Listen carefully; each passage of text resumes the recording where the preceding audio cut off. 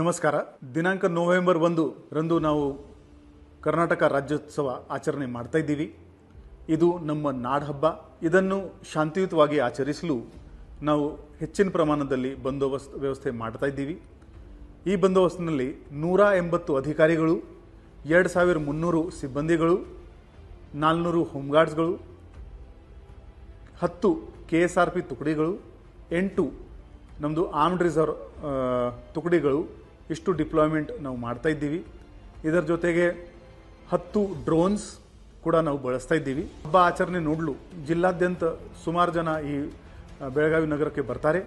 ಅವರ ಪಾರ್ಕಿಂಗ್ಗೋಸ್ಕರ 4 ಕಡೆ ನಾವು ಪಾರ್ಕಿಂಗ್ ವ್ಯವಸ್ಥೆ ಮಾಡಿದ್ದೀವಿ. ಸರ್ದಾರ್ ಗ್ರೌಂಡ್, ಸಿಪೇಡ್ ಗ್ರೌಂಡ್, ವುಮನ್ ಪೊಲೀಸ್ ಸ್ಟೇಷನ್ ಹಿಂಭಾಗದಲ್ಲಿ ಇರುವುದು ಖಾಲಿ ಜಾಗ, ಹಾಗೆಯೇ ಕೋರ್ಟ್ ಕಾಂಪ್ಲೆಕ್ಸ್ದು ಪಾರ್ಕಿಂಗ್ ಜಾಗ. ಇದನ್ನು ಸಾರ್ವಜನಿಕರು ಬಳಸಬಹುದು.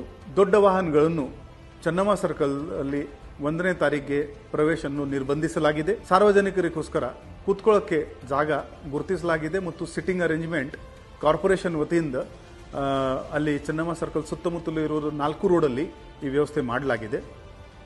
ಈ ಹಬ್ಬ ಆಚರಣೆ ಮಾಡುವಾಗ ಸುಪ್ರೀಂ ಕೋರ್ಟ್ದು ರಾತ್ರಿ 10 ಗಂಟೆ ಆಮೇಲೆ ಲೌಡ್ ಮ್ಯೂಸಿಕ್ ಬಳಸಬಾರದು ಅಂತ ಆದೇಶ ಇದೆ. ಅದರದ್ದು ಪಾಲನೆ ಮಾಡಲು ಎಲ್ಲ ಆಯೋಜಕರಿಗೆ ಸೂಚಿಸಲಾಗಿದೆ. ಈ ಹಬ್ಬ ಆಚರಣೆ ಮಾಡುವಾಗ ಪ್ಲಾಸ್ಮಾ ಮ್ಯೂಸಿಕ್ ಸಿಸ್ಟಮ್ ಮತ್ತು ಲೇಸರ್ ಲೈಟ್ ಬಳಕೆಯನ್ನು ನಿರ್ಬಂಧಿಸಲಾಗಿದೆ. ಚೆನ್ನಮ್ಮ ಸರ್ಕಲ್ನಲ್ಲಿ ಸಾಕಷ್ಟು ಜನ ಆ ದಿನ ಸೇರ್ತಾರೆ. ಅಲ್ಲಿಂದನೇ ನಮ್ಮದು ರೂಪಕ ವಾಹನಗಳು ಕೂಡ ಹೋಗುತ್ತೆ. ಆ ವಾಹನಗಳಿಗೆ ಆರ್ಗನೈಸರ್ಸ್ಗೆ ನಾವು ಬರೀ 10 ನಿಮಿಷ ಅಲ್ಲಿ ಸರ್ಕಲ್ನಲ್ಲಿ ಇರಬೇಕು ಮತ್ತು ಇಮಿಡಿಯೇಟ್ಲಿ ಅವರು ಮುಂದೆ ಕಾಕ್ತಿವೇಸ್ ರೋಡಲ್ಲಿ ಹೋಗಬೇಕು ಅಂತ ನಾವು ಅವರಿಗೆ ಕೋರಿಕೆ ಮಾಡ್ತಾ ಇದ್ದೀವಿ.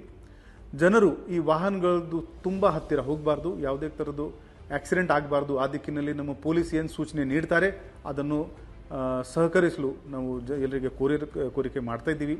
ಈ ಹಬ್ಬ ಟೈಮ್ನಲ್ಲಿ ಚಿಕ್ಕ ಮಕ್ಕಳು, ಮಹಿಳೆಯರು, ವಯಸ್ಸಾದವರು ಎಲ್ಲರೂ ಆ ಚೆನ್ನಮ್ಮ ಸರ್ಕಲ್ನಲ್ಲಿ ಸೇರಿರ್ತಾರೆ. ಆದ್ದರಿಂದ ಎಲ್ಲ ಆರ್ಗನೈಸರ್ಸ್ ಮ್ಯೂಸಿಕ್ ಏನಿದೆ ಅದು ತುಂಬ ಲೌಡಾಗಿ ಬಳಸಬಾರ್ದು. ಎಲ್ಲರಿಗೆ ಅದು ಅಟ್ಮಾಸ್ಫಿಯರ್ ಪ್ಲೀಸೆಂಟ್ ಆಗಿ ಇರಬೇಕು ಅಂತ ನಾವು ಕೋರಿಕೆ ಮಾಡ್ತಾ ಇದ್ದೀವಿ. ನಮ್ಮ ಪೊಲೀಸ್ ಇಲಾಖೆ ವತಿಯಿಂದ ಆ್ಯಂಟಿ ಸ್ಟ್ಯಾಬಿಂಗ್ ಸ್ಕ್ವಾಡ್ ಅಲ್ಲಿ ಇರುತ್ತೆ.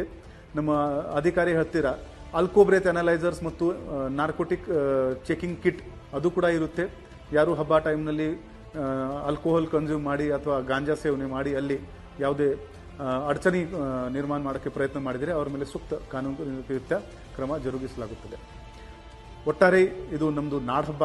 ಈ ಆಚರಣೆಯನ್ನು ಶಾಂತಿಯುತವಾಗಿ ಮಾಡಲು ನಿಮ್ಮ ಎಲ್ಲರದು ನಾವು ಸಹಕಾರ ಕೋರ್ತಾ ಇದ್ದೀವಿ. ಧನ್ಯವಾದಗಳು. ಜೈ ಹಿಂದ್, ಜೈ ಕರ್ನಾಟಕ.